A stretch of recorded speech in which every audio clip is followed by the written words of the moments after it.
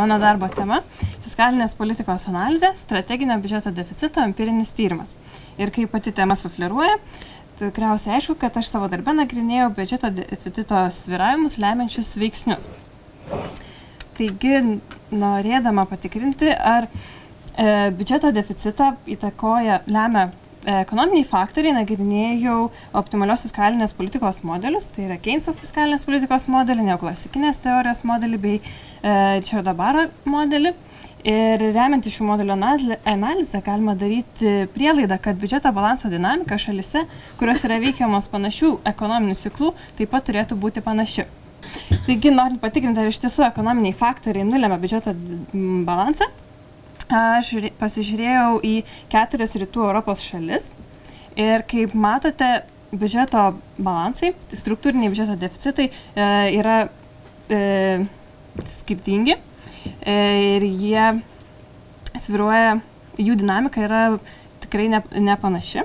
Ir ką norėčiau atkreipti dėmesį, tai yra per 2008-2009 metų ekonominę krizę Lenkijoje ir Slovakijoje biudžeto deficitas didėjo, tuo tarpu Lietuvoje ir Vengrijoje augo. Taigi, iš to galime daryti išvadą, kad šalis, nors yra veikiamos panašių ekonominių faktorių, tačiau vykdo skirtingą fiskalinę politiką. Taigi, galime daryti išvadą, kad biudžeto deficitas, bet deficitui paaiškinti neužtenka ekonominių faktorių.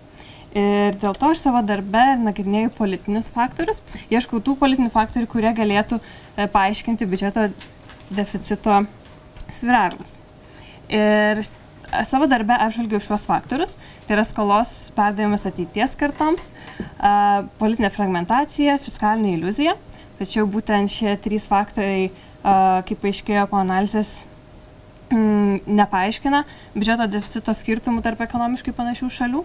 Pat nagrinėjau valdančiosios partijos ideologiją bei rinkimų ciklus, kas atrodo galėtų paaiškinti skirtumus, tačiau jų taip pat neužtenka. Ir dar savo darbę nagrinėjau strateginį biudžeto deficitą. Jeigu trumpai paaiškinti, kas tai yra, tai valdančioji partija, kuri tikimasi pralaimėti ateinančiose rinkimuose, gali paveikti ateinančios valdžios politiką ir tai gali padaryti per biudžeto deficitą. Ir yra 2 modeliai, kurie aiškina, kaip partijos naudoja strateginį biudžeto deficitą. Tai pasak Persson Svensson modelio, kuris daro prielaidas, kad partija yra tikra, žino, ar pralaimės ateinančios rinkimuose ar ne. Ir taip pat antra prielaida, kad dešiniosios nuo kairiųjų partijų skiriasi pagal išlaidų kiekį. Taigi, pagal šį modelį, dešiniosios pakraipos valdančioji partija, kuomet tikisi pralaimėti kairiosios pakraipos partijai, biudžeto deficitą didina. Taip apribodama ateinančios kairiosios partijos galimybę patenkinti savo rinkėjų lūkesčius, didinti išlaidas. Tuo tarpu, kai kairiosios pakraipos valdančioji partija tikisi pralaimėti dešiniosios pakraipos partijai, biudžeto deficitą mažina, taip didindama spaudimą dešiniosios pakraipos partijai atėjusi valdžią didinti išlaidas, kas būtų priešinga jos rinkėjų interesams. Ir taip, pagal šį modelį buvo sformuota pirmoji hipotezė, tai yra, kad valdančioji dešiniosios pakraipos partija, kuri tikisi pralaimėti ateinančiose rinkimuose, didina biudžeto deficitą. Antrasis modelis buvo Alesinos ir Tabelini ir jame daromos prielaidos, kad partija nėra tikra, ar ateinančios rinkimuose pralaimės ar ne, jinai žino tik tais tikimybę. Ir taip pat dešiniosios nuo kairių partijų skiriasi ne pagal išlaidų dydį, bet pagal jų tipą. Taigi šiame modelyje teigiama, kad tiek dešiniosios, tiek kairiosios pakraipos valdančiosios partijos, kuomet tikisi pralaimėti, jos biudžeto deficitą didina, taip apribodamos ateinančios valdžios išlaidas. Ir pagal šį modelį buvo sformuota antroji hipotezė, kuri teigia, kad tiek kairiosios, tiek dešiniosios pakraipos valdančioji partija, kuri tikisi pralaimėti ateinančiose rinkimuose, didina biudžeto deficitą. Ir mano tyrimas buvo sudarytas iš 2 dalių. Pirmoje dalyje aš atlikau regresijos analizę, kur buvo naudojami 10 rytų Europos šalių ketvirtinio dažnio duomenys. Ir priklausomas kintamasis čia buvo biudžeto deficitas arba perteklius ir nepriklausomi kintamieji, tai ekonominiai, BVP augimas bei nedarbo lygis ir politiniai valdančiosios partijos ideologija, perrinkimo lūkesčiai, taip pat kintamasis, kuris atskyrė atvejus, kuomet dešiniosios pakraipos valdančiai partija tikėjosi pralaimėti, bei laiką iki rinkimų ir time trend, kuris pažymi laiko įtaką biudžeto deficito svyravimams. Ir tai šioje lentelėje matote tyrimo rezultatus ir dėja kintamasis, tai kaip minėjau, pažymintis dešiniosios atvejus, kuomet dešinios pakraipos valdžia tikisi pralaimėti, nebuvo statistiškai reikšmingas. Ir šis tyrimas tik tais parodė, kad ekonominiai kintamieji turi įtakos biudžeto deficitui.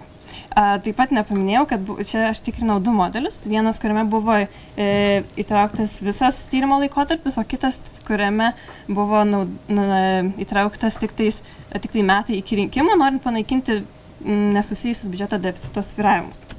Ir taip pat tikrinau antrąjį modelį.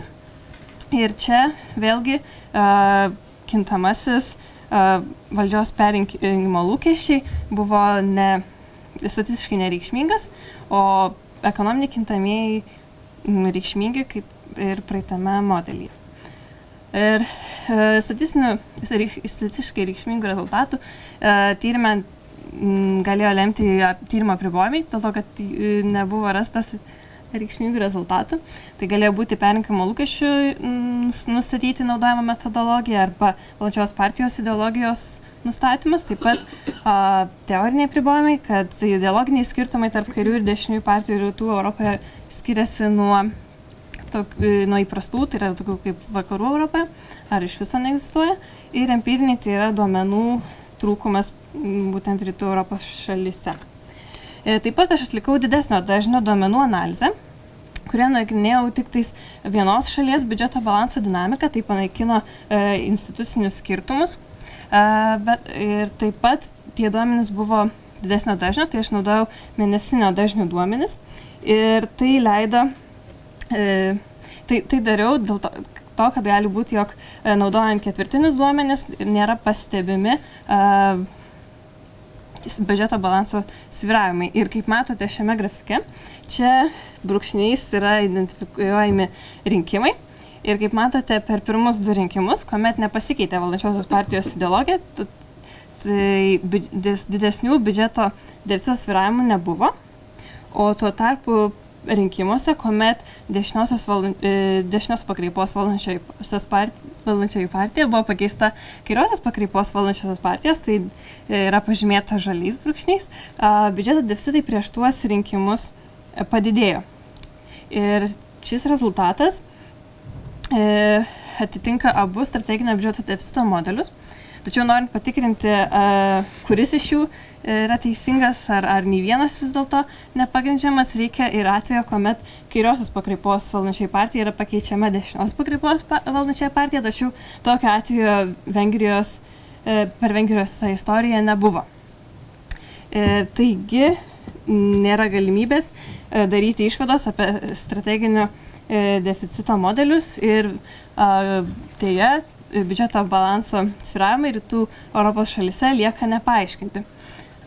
Tačiau tyrimas parodė, kad analizuojant biudžeto deficito svyravimus yra ypatingai svarbus duomenų dažnis ir prieš rinkiminiai biudžeto balanso svyravimai buvo pastebėti tik tais analizuojant mėnesinio dažnio duomenis. Tačiau tokių duomenų iš tiesų daugelį šalių nėra ir taigi nebuvo galimybės atlikti didesnio dažnio duomenis didesniam šalių skaičiui. Ačiū už dėmesį.